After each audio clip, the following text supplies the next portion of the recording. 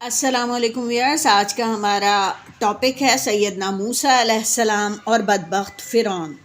سیدنا حضرت موسیٰ علیہ السلام نے 10 سال اپنے خاندان سے دور مدائن میں گزارے۔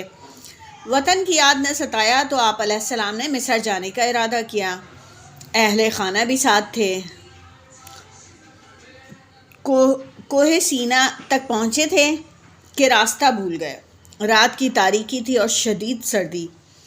آپ علیہ السلام نے کچھ دور آگ جلتے دیکھی۔ خیال ہوا کوئی قافلہ ٹھہرا ہوا ہے، آگ لینے اور راستہ پوچھنے کے ارادے سے اس طرف چلے۔ دور تھے کہ آواز آئی، اے موسیٰ علیہ السلام، میں ہی تمہارا رب ہوں، ساری کائنات کا خالق و مالک۔ آپ علیہ السلام نے حیرت سے ادھر ادھر دیکھا۔ دوبارہ آواز آئی، اے موسیٰ علیہ السلام، تمہارے ہاتھ میں کیا ہے؟ آپ علیہ السلام نے جواب دیا، میری چھڑی ہے۔ حکم ہوا اپنی چھڑی زمین پر پھینک دو۔ آپ علیہ السلام نے تعمیل کی۔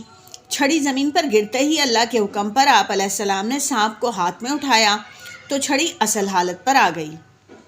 دوسرا حکم ہوا، موسیٰ علیہ السلام اپنا ہاتھ بغل میں ڈال کر نکالو۔ آپ علیہ السلام نے ایسا ہی کیا۔ ہاتھ بغل سے نکلتے ہی چمکنے لگا۔ صدا آئی یعنی آواز آئی، یہ ہماری 2 نشانیاں، یعنی ایک لاٹھی کو پھینکو گے تو وہ سانپ بن جائے گا، اور ایک بغل میں ڈال کے ہاتھ نکالو گے تو وہ چمکنے لگے گا۔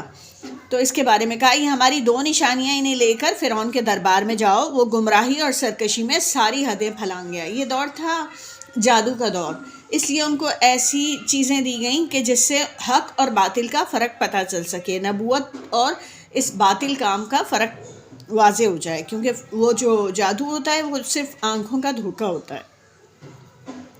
انہیں لے کر فرعون کے دربار میں جاؤ، وہ گمراہی اور سرکشی میں ساری حدیں پھلانگ گیا ہے۔ سیدنا موسیٰ علیہ السلام پریشان ہوئے، التجا کی، اے میرے آقا، میرے ہاتھوں ان کا ایک آدمی قتل ہوا ہے، وہ مجھے پکڑ کر مار ڈالیں گے۔ ان کا اپنے علاقے سے دور رہنے کا مقصد بھی یہی تھا کہ ان کے ہاتھوں قتل ہو گیا تھا۔ اللہ نے انہیں ان کی حفاظت کی یقین دہانی کرائی، اور یہ قصہ جو ہے نا، یہ سورۃ القصص کی 29ویں آیت میں اس کا ذکر ہے۔ اس کے علاوہ سورۃ النحل کی 8 اور 13 میں ہے، سورۃ القصص کی 33 آیت میں بھی اس کا ذکر ہے، یعنی کہ یہ جو 28 لکھا ہوتا ہے یہ سورت کا نمبر ہے قرآن کی ترتیب کے اعتبار سے۔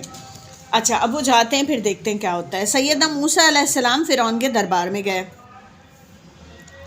سیدنا موسیٰ علیہ السلام فرعون کے دربار میں پہنچے اور اسے اللہ رب العزت کا پیغام پہنچایا، جس پر وہ سخت برہم ہوا اور بڑی رعونت سے بولا، تم مجھے اللہ سے ڈرا رہے ہو، اس کی عبادت کرنے کو کہہ رہے ہو؟ میں تو خود نعوذ باللہ خدا ہوں۔ وہ خود کو خدا کہتا تھا، اللہ تعالیٰ ہمیں معاف فرمائے۔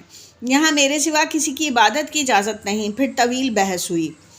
ان کے چیلنج کرنے پر، فرعون کے چیلنج کرنے پر سیدنا موسیٰ علیہ السلام نے اپنی چھڑی زمین پر ڈالی، جو فوراً ہی اژدہا بن گئی۔ پھر آپ علیہ السلام نے اپنا ہاتھ بغل میں ڈال کر نکالا، جو سورج کی طرح روشن ہو گیا تھا۔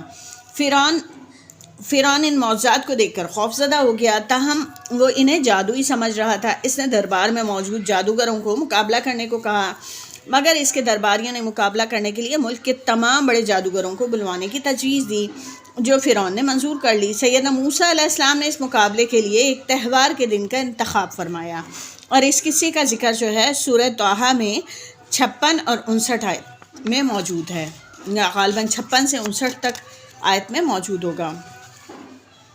سیدنا موسیٰ علیہ السلام کی فتح اور فرعون کی شکست۔ مقابلے کا دن آ گیا۔ لوگوں کا ایک غفیر مقابلہ دیکھنے کے لیے جمع تھا۔ ایک طرف فرعون اور اس کے درباری شاہانہ مسندوں پر بیٹھے تھے، دوسری طرف ملک بھر سے بلوائے گئے جادوگر موجود تھے۔ سیدنا موسیٰ علیہ السلام اپنی جگہ سے اٹھے اور مجمع کو مخاطب کر کے فرمایا، لوگوں، اگر تم نے حق اور کذب میں فرق نہ کیا، یعنی سچ اور باطل میں، اللہ کے معجزوں کو جو اس نے مجھے عطا فرمایا اور اس کے احکام کو جھوٹ کہا، تو اس کے سخت عذاب کے لیے بھی تیار رہنا، جو تمہیں تباہ و برباد کر دے گا۔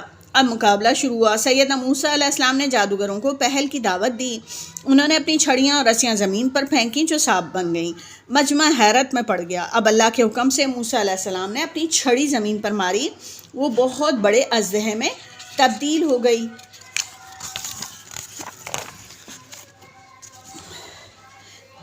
جس نے جادوگروں کے سانپوں کو نگلنا شروع کر دیا۔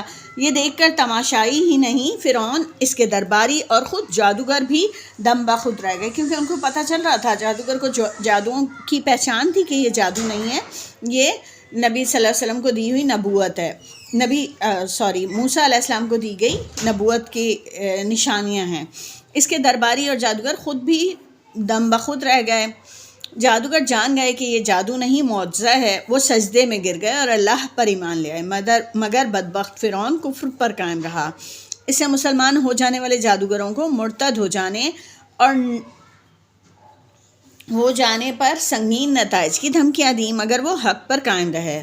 سورہ اعراف کی آیت نمبر 115 اور 116، 118 اور 119 میں اس کا ذکر ہے، اور ابن کثیر میں، قصص الانبیاء ابن کثیر میں صفحہ نمبر 410 پہ یہ بات بیان کی گئی ہے۔ اب ملتے ہیں اپنی نیکسٹ ویڈیو میں نیکسٹ سچے قصے کے ساتھ، جب تک کے لیے اللہ حافظ۔